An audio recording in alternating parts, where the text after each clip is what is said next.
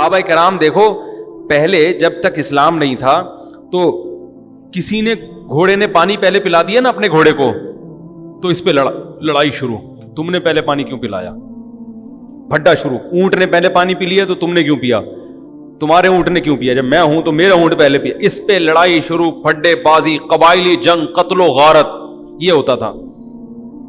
لیکن یہ وہی صحابہ جو بیٹیوں کو زندہ دفن کر دیا کرتے تھے، جب اللہ کو پر ایمان لائے ہیں، پتہ چل گیا بھائی ہمیں اللہ نے پیدا کیا ہے، وہ ہمیں کھلاتا ہے، وہ ہمیں پلاتا ہے، وہ ہم سے حساب و کتاب لے گا، یہی صحابہ ہیں کہ جب اللہ ان کی سمجھ میں آیا ہے تو جنگ میں زخمی پڑے ہوئے ہیں، ایک پانی مانگتے ہیں تو کہتے ہیں بھائی، جب ان کے پاس پانی لے کے پہنچے دوسری طرف سے آواز آئی پانی، کہتے ہیں پہلے ان کو مجھے بعد میں۔ دوسری طرف گئے، انہوں نے کہا پہلے ان کو، سب شہید ہو گئے لیکن پہلے وہ۔ یہ وہی صحابہ ہیں، یہ وہی حضرت عمر ہیں جو زمانہ جاہلیت میں بڑے ظالم سمجھے جاتے تھے، بڑے سخت، مگر اسلام لانے کے بعد جب حکومت ہاتھ میں آتی ہے، 22 لاکھ مربع میل کے حاکم بنتے ہیں، تو بوری پہ راشن ڈال کے گلیوں میں گشت کر رہے ہیں کہ کوئی بھوکا سو گیا تو قیامت کے دن میرا گریبان نہ پکڑا جائے کہیں۔ ان کو پتا ہے کہ مجھے اللہ نے پیدا کیا تو اللہ مجھ سے اس بارے میں حساب لے گا، ان کو پتا ہی ہے کہ اللہ پوچھے گا۔ کیسا زبردست واقعہ حضرت عمر کا کہ ایک گھر میں گزرے تو آواز آئی نا رونے کی، پتہ یہ چلا کہ ایک عورت کے ہاں بچے کی ولادت ہونے والی ہے، پریشان ہے، تو دائی کا انتظام کیا اس کے لیے۔ گھر میں قحط پڑا ہوا ہے، بھوک سے بچے رو رہے ہیں، حضرت عمر رضی اللہ تعالی عنہ گئے اور بورے پہ جو ہے نا راشن اور کھانا وانا لے کر گئے۔ تو مجھے یہ جب پورا واقعہ میں سنتا ہوں، مجھے اتنا میں جذباتی نہیں ہوتا، لیکن اس واقعے کا جو آخری جز ہے نا وہ انسان کو جذباتی بنا دیتا ہے۔ یہاں تک بھی ہو گیا بھائی ٹھیک ہے، کسی کو بھوکا دیکھا تو اپنی جو ہے نا وہ اپنے کندھے پہ بوری رکھ کے کھانا رکھ کے، خلی امیر المومنین 22 لاکھ مربع میل کا حاکم، اتنا بڑا، اور جس کے روم اور فارس کی سلطنتیں کانپتی ہیں اس کا نام سن کے، گھبراتی ہیں کہ یار بہت طاقتور ہے۔ وہ خالد ابن ولید رضی اللہ تعالیٰ عنہ کو کسی روم کے بادشاہ نے پیغام بھیجا کہ بھائی تم لوگ پتہ نہیں کیا تلوار لے کے لوٹ مار میں نکلے ہوئے، اس کو نہیں پتا تھا یہ کیوں لڑ رہے ہیں۔ اس نے کہا بھائی دیکھو، تمہیں اگر تم لوگ عرب لوگ ہو نا، تمہارے پاس کھانے وانے کو نہیں ہے، وہ تو ریگستان تھا کچھ، اب بھی وہ تو پیٹرول پیدا ہو گیا، ورنہ وہاں پگھتا کچھ بھی نہیں ہے اب بھی۔ تو اگر تمہیں کچھ خوراک چاہیے، کھانا چاہیے تو ہم روٹی کا انتظام کر دیتے ہیں، پینا چاہیے تو پانی کا انتظام کر دیتے ہیں، کوئی لائن وائن بچھا دیں گے آپ۔ خالد بن ولید نے فرمایا ہم نے سنا ہے رومیوں کا خون بہت لذیذ ہے، ٹھیک ہے نا، وہ چاہیے ہمیں۔ یعنی اس کو یہ تانا دیا کہ ہم تم سے بھکاری ہیں جو ہم روٹی کے لیے جنگ لڑ رہے ہیں، روٹی کا وعدہ اللہ نے کیا وہ پورا کر دے گا۔ ابھی تو ہمارا ویژن ہی چینج ہو گیا، روٹی پانی ہمارے مسائل رہے نہیں ہیں۔ حضرت عمر رضی اللہ تعالیٰ عنہ نے، یہ پورا واقعہ بڑا دلچسپ ہے، ان کے لیے کھانا پینا لے کر گئے، تو جب کھانا لگایا نا تو حضرت عمر کے خادم نے کہا چلیں بس دے دیا کھانا، انہوں نے فرمایا نہیں۔ کیسا اللہ نے دل بنایا نا، حضرت عمر نے فرمایا میں نے ان کو بھوک سے روتے ہوئے دیکھا ہے، اب میں ان کو کھانا کھاتے ہوئے بھی دیکھنا چاہتا ہوں، کچھ کھانے، حالانکہ خود تھوڑی کھا رہے ہیں وہاں کھڑے ہو کر، کھاتا ہوا دیکھنا چاہتا ہوں۔ خوش ہو رہے ہیں غریب کو کھاتا ہوا دیکھ کر۔ کیسے سخت دل تھے، اور اللہ نے کیسا نرم دل بنا دی۔ بھائی کھانا پہنچا دیا نا، بس اب چلیں، نہ بھائی کھانا پہنچا کے کیسے چلے جائیں، اب ان کو کھاتا ہوا تھوڑی دیر، کچھ دیر کھاتا ہوا دیکھ کے خوش تو ہونے دو۔ حضرت عمر کو کھانا کھانے سے اتنی خوشی نہیں ہوتی جتنا ان کو کھاتے ہوئے دیکھ کر خوش ہو رہے ہیں۔ تو یہ کوئی پاور تھی، کوئی کیا نبی صلی اللہ علیہ وسلم نے حضرت عمر کے سر پہ تلوار رکھ کے یہ سکھایا تھا ان کو کہ تم ایسے حکومت کرنا ہے، یا کوئی اس وقت اقوام متحدہ بنی ہوئی تھی کہ جو ممالک اپنی رعایا کا خیال نہیں کر رہے تو اقوام عدالت میں یا بین الاقوامی عدالت میں ان کے خلاف کیس ہو جائے گا، کوئی تھا ایسا؟ یا حضرت عمر کو یہ ڈر تھا کہ اگر میں نے ایسا نہیں کیا تو رعایا میرے خلاف کھڑی ہو جائے گی؟ وہ تو ایسی پاورفل حکومت، کوئی بغاوت کا دور دور تک بھی خطرہ نہیں تھا۔ اللہ کا خوف، اللہ کا خوف کہ جس خدا نے مجھے حکومت دی ہے، ایحسب الانسان ان یترک سدی، اللہ نے قرآن میں کہہ دیا ہے کہ تم یہ مت سمجھو کہ بیکار چھوڑ دیے جاؤ گے، ہر عمل کی ریزن بیان کرنی پڑے گی کہ اے عمر، اگر آپ کی رعایا میں ایک گھر بھوکا تھا آپ کو پتہ نہیں چلا تو اس کی ریزن بیان کریں کہ آپ کو پتہ کیوں نہیں چلا، اور اگر آپ کو پتہ چل گیا تو اس کے گھر میں کھانا پہنچانے کا انتظام کیوں نہیں ہوا، یہ بھی ایک عمل ہے نا، اس عمل کا جواب دیں۔ حضرت عمر کے پاس اس کا جواب نہ ہوتا، اس لیے کندھے پہ راشن ڈال کے لے کے جا رہے ہیں۔ آپ حکمرانوں کو برا بلا کہتے رہو، یہ ایسے یہ ویسے، یہ یوں، تو بھائی وہ بھی اور ہم سب ایک ہی جیسے ہیں، ہم کون سا اپنی ذمہ داری پوری کر رہے ہیں؟ آج مثالیں دی جاتی ہیں، حکمرانوں کو شرمندہ کیا جاتا ہے حضرت عمر کی مثالیں دے کے، دیکھو وہ ایسے تھے تم ایسے، وہ ایسے تھے تم ایسے۔ ٹھیک ہے، جب آپ کو کسی حاکم سے ملاقات کا موقع ملے تو آپ شرمندہ کریں، لیکن ہم اپنے گریبان میں بھی تو جھانک کے دیکھیں، صبح سے لے کے رات تک، رات سے لے کے صبح تک، کیا ہمارا ہر عمل ایسا ہے کہ ہم اس کی، اللہ ہم سے وجہ پوچھے تو ہم وجہ بیان کر سکیں کہ اللہ اس وجہ سے میں نے ایسا کیا ہے؟ بہت سارے کام ہمارے غلط ہو رہے ہیں۔ حضرت عمر رضی اللہ تعالی عنہ احترام بڑے کیا کرتے تھے۔ آج تھوڑا سا کوئی عہدہ مل جائے نا تو انسان اپنی اوقات بھول جاتا، تکبر، اس لیے کہ وہ اس کو اللہ کی طرف سے بھیک نہیں سمجھتا۔ جس کو کوئی چیز بھیک میں ملی ہوتی ہے تو وہ کبھی بھی اتراتا نہیں۔ دیکھو آپ کے پاس کچھ بھی نہیں تھا پہننے کے لیے، بھکاری بن کے کسی کے در پہ گئے، سیٹھ صاحب نے آپ کو ایک ٹائی دے دی، 3 پیس سوٹ دے دیا، بنیان دے دیا ہے بھائی، اور شیمپو دے دیا کہ نہا لو، نہا کے آپ نے ٹائی وائی پہنی، اب آپ اسی کے سامنے اکڑ رہے ہو اور لوگوں کو یوں کر کے دکھا رہے ہو، تو وہ بولے گا بھائی میں نے دی ہے، واپس لے لوں گا میں۔ تو جو چیز بھیک میں ملی ہوتی ہے انسان اس پہ اکڑتا نہیں، اور جو اپنے پیسوں سے خریدی ہوتی ہے اس پہ اکڑتا ہے۔ خود گئے طارق روڈ میں شاپنگ کی آپ نے، اپنی تنخواہ میں سے، آپ کو تنخواہ ملی تھی، اچھی تنخواہ ہے آپ کی، وہاں سے 3 پیس سوٹ ٹائی پہن کے آئے، اپنی گاڑی میں بیٹھے، پھر آپ ایسے ایسے کر کے گھوم رہے ہیں، کوئی شرمندہ نہیں کرے گا آپ کو، بولے گا بھائی السلام علیکم، اللہ نے آپ کو دیا ہے۔ تو اللہ کہہ رہے ہیں یہ جو تمہاری اپنی چیزیں یہ بھی اپنی نہیں ہے، یہ سب میں نے دی ہیں۔ یہ جو تنخواہ آپ کو مل رہی ہے یہ تنخواہ کہاں سے آ رہی ہے؟ جو آپ کی کمپنی کی ارننگ ہے یہ تو قدرت کی پیداوار ہے نا، جو اللہ پیدا کر رہا ہے، کپاس اللہ نے پیدا کی، اس سے کپڑا بنتا ہے، تو آپ ٹیکسٹائل مل میں جاب کر کے تنخواہ لے رہے ہوتے ہو، یہ تو سب اللہ کی طرف سے بھیک ہے۔ آپ شوگر مل میں مینیجر لگ گئے بھائی، تو شوگر پیدا کون کر رہا ہے؟ یہ گنے اللہ پیدا کر رہا ہے، آسمان سے پانی برستا ہے اور وہ میٹھے لکڑیاں پیدا ہو جاتی ہیں، اس سے میٹھی میٹھی لکڑیاں پیدا ہو جاتی ہیں شہد جیسی، اس سے رس نکلتا ہے۔ ایک بارش ہے جو دنیا کی ہر چیز پیدا کر رہی ہے، ایک پانی ہے جو دنیا کی ہر چیز پیدا کر، تبھی پانی بند، سب کچھ ختم۔ تو یہ سب چیزیں بھیک میں ملی ہیں، تو حکومت بھی کس میں ملی ہے؟ بھیک میں۔ تو حضرت عمر جانتے تھے کہ مجھے جو حکومت ملی ہے کس میں؟ اللہ نے بھیک میں دی ہے، یہ میرا کمال نہیں ہے، تو لہذا بڑوں کا احترام کرتے تھے۔ حضرت خولہ بنت ثعلبہ رضی اللہ تعالیٰ عنہ کا بڑا دلچسپ واقعہ ہے۔ حضرت خولہ بنت ثعلبہ جو تھیں، ان کے شوہر نے ان سے زہار کیا۔ زہار کہتے ہیں کہ انتی علی کظہر امی، بیوی کو اپنے ماں کے کسی محترم عضو سے تشبیہ دے دینا کہ تم مجھ پر ایسے ہو جیسے میری ماں کی طرح ہو۔ تو عرب میں یہ الفاظ طلاق کے سمجھے جاتے تھے، تو جب ان کے شوہر نے یہ الفاظ کہے تو یہ پریشان ہو گئے کہ طلاق ہوئی ہے کہ نہیں ہوئی ہے۔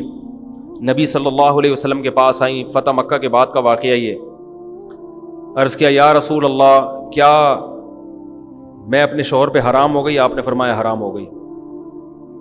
وہ بار بار اللہ کی طرف دیکھتی کہ اللہ کوئی صورت پیدا کر دے، چھوٹے چھوٹے بچے بھی تھے، شوہر سے بہت محبت بھی تھی، پھر جاتی ہیں پھر واپس آتی ہیں یا رسول اللہ، جیسے لوگ طلاق دیتے ہیں نا بیوی کو، تو پھر عورتیں بھی آتی ہیں مرد بھی آتی ہیں، مفتی صاحب 3 دے دی ہیں کچھ تو ہمارے نبی بھی ہمارے نبی کیا کہہ رہے تھے کہ طلاق یعنی نکاح ختم، حرام ہو گئی ہو ہمیشہ کے لیے۔ اس لیے کہ آپ اپنی طرف سے، تو مفتی بھی اپنی طرف سے کچھ نہیں بتا سکتے۔ جب بار بار آئیں اور آسمان کی طرف دیکھتی تو اللہ نے آسمان سے آیتیں نازل کی۔ قد سمع اللہ، 28ویں پارے کا پہلی آیت، قد سمع اللہ قول التی تجادلک فی زوجہا، تحقیق سن لی اللہ نے بات اس عورت کی جو اے نبی اپنے شوہر کے بارے میں آپ سے جھگڑا کر رہی تھی، واللہ یسمع تحاورکما، اللہ تمہاری سرگوشیوں کو، باتوں کو سنتا ہے. اور پھر اللہ نے آیتیں نازل کی، والذین یظاہرون منکم من نسائہم، جو لوگ اپنی بیویوں کو ماں کے کسی عضو سے تشبیہ دے دیں، زہار کریں، تو اس طرح کہنے سے ان کی بیویاں حقیقت میں ماں نہیں بن جاتی. یہ طلاق کا جملہ نہیں ہے، نہ اس سے طلاق ہوگی نہ بیوی حرام ہوگی، لیکن یہ بری بات ہے. تو بری بات کی سزا یہ ہے کہ جو شوہر ایسا جملہ کہے گا تو وہ بیوی کے قریب نہیں جا سکتا جب تک کہ ایک غلام کو آزاد نہ کر دے. اور جس میں غلام کی طاقت نہیں ہے وہ 60 روزے لگاتار رکھے. جو 60 روزے بھی نہیں رکھ سکتا، کمزور ہے، بیمار ہے، تو وہ 60 مسکینوں کو 2 ٹائم کا کھانا کھلائے، اس کے بعد بیوی کے پاس جا سکتا. تو اللہ نے آیتیں نازل کی. کیا خیال ہے بھائی؟ اب آیتیں نازل ہونے کا آپشن اس لیے 3 طلاقیں دیں تو وہیں بیٹھ کے بس سمجھ جائے گا کہ بیوی حرام ہو گئی ہے، ٹھیک ہے نا. اب آ کے مفتی کو تنگ نہیں کوئی گنجائش، پھر ادھر سے آ کے فتوے آج کل مارکیٹ میں اویلیبل ہے.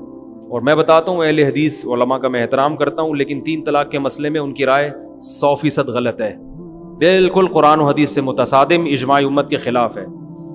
اس لیے ان کے فتویٰ سے بیوی حلال نہیں ہوگی. خود اہل حدیث کے لیے بھی اس فتوے پر عمل کرنا جائز نہیں ہے. تو رسول اللہ صلی اللہ علیہ وسلم نے ان کو بتایا کہ اللہ نے تمہاری بات سن لی. تو یہ بڑی ایک فضیلت تھی. یہ حضرت عمر کے دور حکومت میں یہ بوڑھی ہو چکی تھی، خولہ بنت ثعلبہ جو ہے نا، ظاہر ہے وقت گزر گیا تھا، بوڑھی ہو چکی تھی.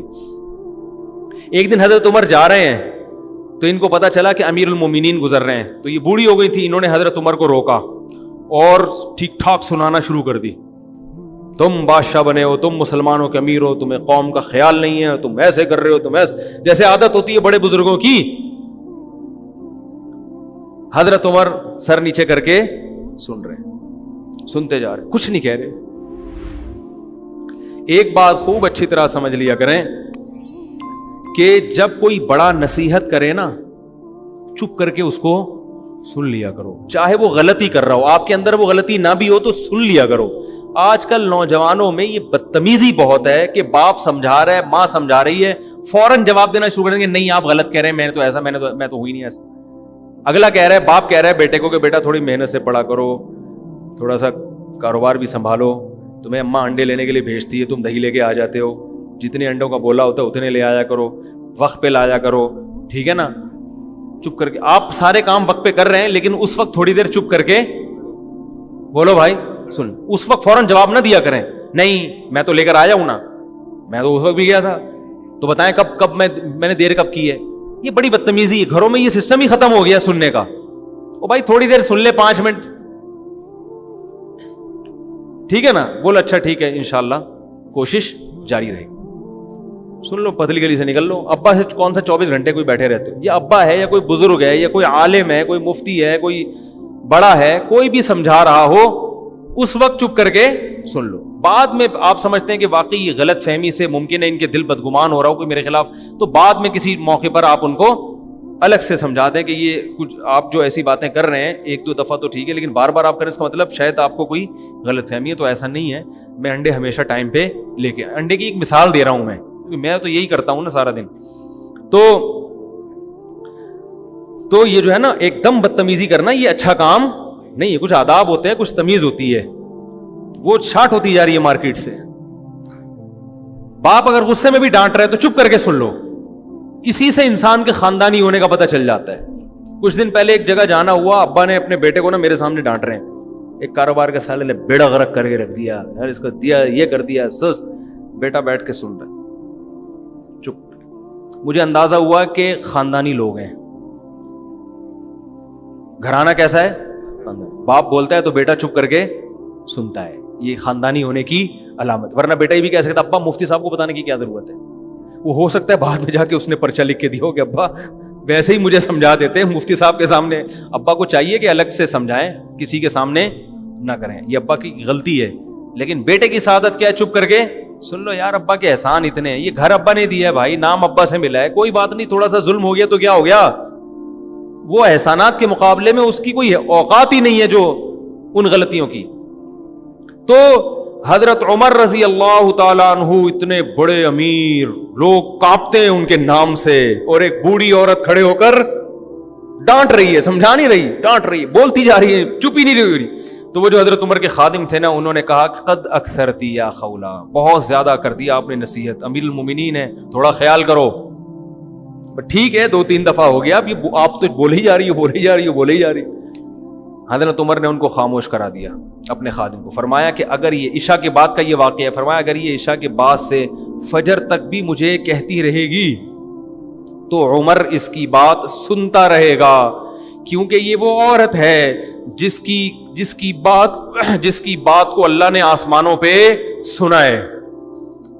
تو عمر کون ہوتا ہے اس کی بات کو سننے سے انکار کرتے؟ یہ وہ عورت ہے جس کی بات اللہ نے 7ویں آسمان پہ سنی ہے۔ یہ آئی تھی نا نبی کے پاس گنجائش پیدا کریں تو قد سمع اللہ نے آیتیں نازل کی، اللہ نے سن لی اس عورت کی بات جو اپنے شوہر کے بارے میں آپ سے جھگڑ رہی تھی۔ تو جس کی بات اللہ 7ویں آسمان پہ عرش پہ بیٹھ کے سن رہا ہو، عمر کیسے کہہ سکتا ہے کہ بس کر میں نہیں سننا چاہتا؟ تو یہ بھی وہی ہے اللہ کا خوف۔ یہ کہاں سے آیا؟ قرآن سے آیا۔ کوئی اقوام متحدہ نہیں تھی اس وقت، یہ کوئی بین الاقوامی عدالت نہیں تھی جس کے پاس دنیا کیس لے کے جاتی کہ یہ ہماری بات نہیں سن رہے۔ جب تک اللہ کا خوف نہ ہو، آخرت نہ ہو، انسان کا بچہ بن ہی نہیں سکتا، اور دنیا میں ظلم ہوتا رہے گا، اور اپنے اوپر بھی انسان ظلم کرتا رہے گا، اپنے اوپر بھی۔ دیکھو میں سگریٹ نہیں پیتا الحمدللہ، میں چرس نہیں پیتا، میں ہیروئن نہیں پیتا، یہ کیوں؟ اسلام کی وجہ سے نا۔ اگر آپ نہیں پی رہے تو کس کی وجہ سے؟ خدا کی قسم ایک دن کے لیے اسلام کو ہٹا دو تو دیکھو یہاں آدھے سے زیادہ لوگ شراب پینا شروع کر دیں گے۔ اپنی جان پہ ظلم ہے یا نہیں شراب پینا؟ بتاؤ میرے بھائی۔ دنیا سے محبت اپنی جان پہ ظلم ہے۔ جو فلمی اداکار دنیا سے عشق کی حد تک محبت کہ میں پھیل جاؤں دنیا میں، حالانکہ پتہ ہے دنیا وفا کرنے والی نہیں ہے، تو وہ ایک بے وفا چیز سے اتنی محبت کر کے اپنے آپ پہ ظلم کر رہا ہے کہ نہیں کر رہا؟ تو اگر آپ کی زندگی میں دین نہیں ہے تو آپ دنیا کے لیے بھی ظالم اور اپنے لیے بھی بہت بڑے ظالم بن جاؤ گے۔ آپ اپنی زندگی بھی اپنے ہاتھوں تباہ کر دو گی۔ میں نے دیکھا ہے شرابی لوگوں کو جگر خراب ہو گیا، مر گئے جوانی میں، نشے کی خاطر چند لذتوں کی خاطر جوانی میں موت کا شکار ہو گئے، ساری زندگی برباد کر دی انہوں نے۔ تو جن لوگوں کو روکا ہے شراب سے، وہ کون سی چیز روک رہی ہے؟ وہ اسلام روک رہا ہے، وہ مذہب روک رہا ہے ان کو۔